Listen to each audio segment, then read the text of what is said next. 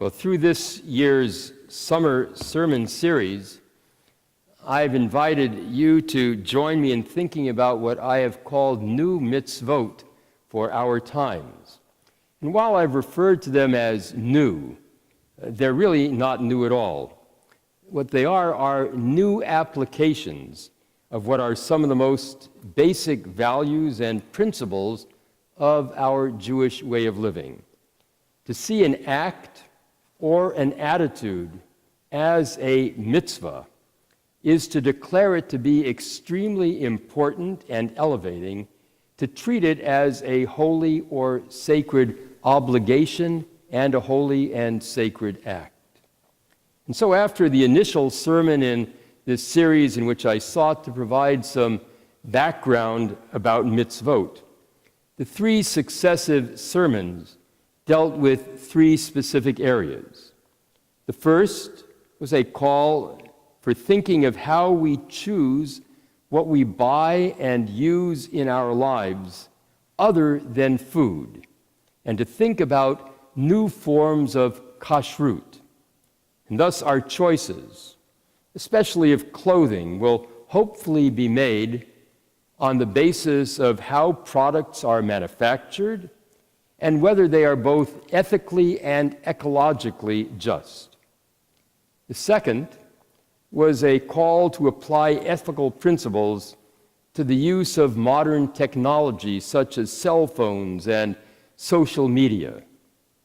The third dealt with respecting the creative and intellectual work of others and being more scrupulous about not violating copyright laws and explaining it away on the basis of convenience or economics. So as you can see, some of the new mitzvot that I spoke of are positive and some are negative. Some have to do with what we should do and some have to do with what we should not do. Tonight, in this final sermon in the series on new mitzvot for our times, let me invite you to think with me about how we can best help the needy. And I'm sure I need not remind you of the importance that Jews have given to charity. The very word that our tradition uses for charity tells us a great deal about that value and how we have come to understand it. In Latin, the word caritas means benevolence, goodwill, and help that's extended to the poor and the needy. And of course, the English word charity is derived from that Latin word. And it suggests the image of one who is in a fortunate position in life, conferring largesse upon another who is less fortunate. It's a kind of a patronizing concept if you really think about it. The Greek word philanthropia, from which our English word philanthropy comes, means love for mankind. Philanthropy is, as one has defined it, the spirit of goodwill towards one's fellow human beings as exemplified in efforts to promote the social welfare by extending relief to the needy and improving the social order generally. The Hebrew word is, of course, neither of these. It is tzedakah, which comes from the root tzedek, which means justice or righteousness. For Jews, the manner of giving charity, the way in which we do it, is as important as the very act of giving. The means and the end both need to be just. And for us, as the late Rabbi Charles Schulman once wrote, charity is not basically a secular undertaking, it is a religious one. And I think we can point with great pride to the generosity of Jews, especially here in America. Jews have been among the most generous supporters of culture, education, health, environment, and other causes that benefit society. And at the same time, we as a people have generously responded to the needs of our people around the world and especially in Israel. And while we may not enforce the biblical concept of tithing, which is giving at least 1/10 of your resources to charity, as is done quite rigidly by such groups among us as Latter-day Saints and Seventh-day Adventists, I do think that the giving record of Jews might come very close or perhaps even supersede the biblical principle of tithing, of setting aside 1/10 of your resources for others. And while we may be uncomfortable with some of the methods that are used to entice us into giving, the end result is that we Jews happen to be a giving people, that the application of the concept of tzedakah is alive and well among contemporary American Jews. I could point to lots of examples of Jews not just supporting good and worthy causes, but also to the rather conspicuous role that Jews have played in helping to establish and then provide ongoing leadership to organizations and institutions that serve others and make for better communities. One example can be found right here in our own area. Some of you know that one of the many organizations that serves the needs of underprivileged children is one that was founded many years ago by a member of our congregation, the late Minyan Schweitzer. It was Minyan's vision and passion that brought women together way back in 1952 to found what was to be called Santa Claus Incorporated. And to this very day, that wonderful organization provides new toys, new clothing, and new books, not castaways, cast-offs, but new clothing, books, and toys to over 20,000 underprivileged children each December. Parents are invited into the Santa Claus warehouse, and they can select Christmas gifts for their children at the Santa Claus Incorporated workshop. And the goal of Santa Claus Incorporated is to make each parent feel as if they are really Christmas shopping rather than just get a direct offering from a charity. And I've always seen Santa Claus Incorporated as reflecting the true meaning of tzedakah. It is justice and righteousness in action, and we can take great pride in the fact that the inspiration for it and the leadership given to establishing it was someone from our own Jewish community. While so many causes deserve our generous support, let me turn to a specific area. And that is, how should we be dealing with a segment of our society that is unfortunately increasing and is so visible these days? In Yiddish, we refer to some people as schnorrers. The basic translation would be beggars. And there's a great deal of folklore about schnorrers. In Leo Rosten's classic book, The Joys of Yiddish, he includes a few stories. One of them is of the schnorrer who knocked on the door of a rich man's house at 6:30 in the morning, and the rich man cried, "Well, how dare you wake me up so early?" And the schnorrer says, "Listen, I don't tell you how to run your business, don't tell me how to run mine." Well, Rosten defines schnorrers as a beggar, a panhandler, or a moocher, and often in Jewish folklore as someone who does so with an inordinate amount of chutzpah, with gall. Now, we are increasingly confronted by schnorrers as we come to freeway exits, as we get out of our cars in a parking lot, at the entrances to stores. They're all over, and it seems that their numbers are steadily increasing.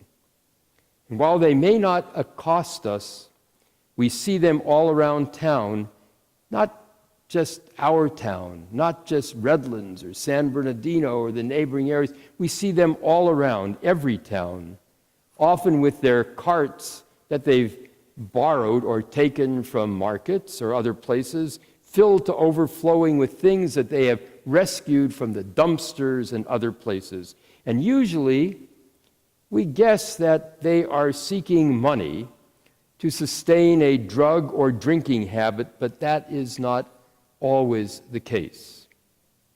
While many of us have traveled to other parts of the world where begging is an accepted way of life, where it's common to be accosted by someone seeking alms for the poor or by street urchins, up till more recently, we have generally been protected from such people right here in America, but that situation has changed markedly all over the country. These are, as we all know, tough times economically, and the gulf between the haves and the have-nots seems to be growing day by day. The homeless abound, and not just in some neighborhood that we never happen to visit. They abound now in our neighborhoods, where we live and where we shop. And you and I are quite uncomfortable when we are confronted by and accosted by panhandlers. They look seedy, and often they are just that, seedy characters who make us uncomfortable, and yes, they make us a bit, or more than a bit, fearful. In the back of our minds, we can't help but be suspicious of many of them. When we read about the rather substantial amounts of money that some people rake in daily as they stand at the freeway exit with their cardboard signs describing their plight, we become a little more wary. And so, as strange as it may sound, among the new mitzvot for our times, one might be that it is a mitzvah not to give, not to encourage, not to support, and not to enable these people who will, because of our giving them something, will simply continue that cycle on and on. That's a very hard position to take, especially when one reads this very Shabbat from the Torah, these words, "Do not harden your heart or close your hand to those who are in need. Instead, open your hand and lend whatever is necessary. Give without hesitation and without regret, and as a consequence, the Lord your God will bless you and your efforts and all of your work in life." So I'm not suggesting that we not help. Let me suggest, however, some things to guide us to do what might be more appropriate or more helpful, because that's essentially what a mitzvah is all about. First, everyone, and that includes even the grubbiest, weird, even seemingly deranged person, everyone deserves to be respected as a human being, or as religionists are fond of saying, respected as a child of God. That's extremely difficult to do. I find it so, and I know you do as well. The truth is, however, that we can never really know what's going on in another person's life. We never really know what it is that brought them to the point where they seemingly have no recourse but to stand at a freeway exit seeking a handout. It may well be severe mental illness. It may be post-traumatic stress. It may be illiteracy. It may be having been the victim of abuse. Whatever the cause, that schnorrer is still a human being and needs to be accorded some basic respect. That's very hard to do. You and I know that quite well. Sometimes we just want to yell at them and tell them to get lost. Or we want to turn the other way and get out of their way. That's natural, but as hard as it may seem to be, thinking of that encounter with a schnorrer, with a beggar, with a panhandler, as an encounter with an other human being and as an opportunity for doing something holy, for doing a mitzvah, is a real challenge, but one that we must force ourselves to meet. We will not always succeed at it, but it's something that we ought to strive to do. As you know, over the years, I've spoken to hundreds upon hundreds of groups of non-Jews about Judaism. And one of the things that I usually include in such presentations is trying to correct the notion that many Christians have, that Judaism is essentially a religion of law, and that Christianity came upon the scene a couple thousand years ago to relieve people from the burdens of the law and to be a religion of love. And that is a total misunderstanding. Yes, it's true. We do have many laws. You know that we have the 613 commandments, mitzvot, in the Torah. But the purpose of the laws is not to be burdensome or restrictive. The purpose is to ensure, if not that we be loving, more importantly, that what we do, that our acts will be righteous and noble.